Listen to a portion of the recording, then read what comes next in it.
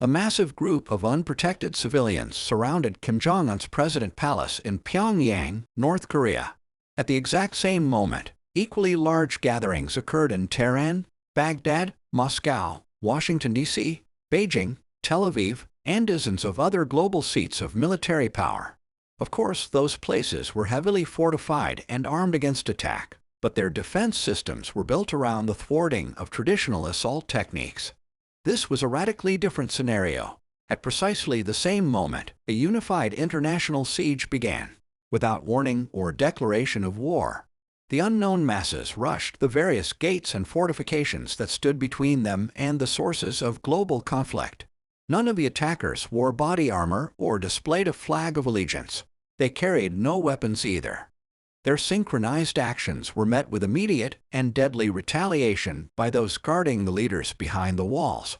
Those in front fell. Behind them, another wave of unarmed marauders took up the charge.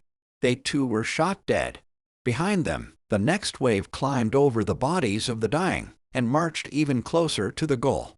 Each fatal wave of personal sacrifice was a push in the direction of collective success. The soldiers on duty fired on the unarmed assailants in accordance to their training. They had a sworn job to do, but none of them could understand why the attackers were aggressively charging the security zones, fully unarmed. It made no sense at all, but they didn't have time to question or analyze the bizarre tactic. They had to defend the rulers they served at all costs. None of them were aware that identical sieges were happening at every major seat of political power worldwide. Death to those in front didn't stop the determined individuals behind them. All across the planet, the defensive security forces began to panic. It was a numbers game. No amount of firearm barrage or heavy artillery strikes seemed to dissuade these focused civilians from their unexplained assault. One by one, the various seats of power fell to the mysterious, unknown forces of we.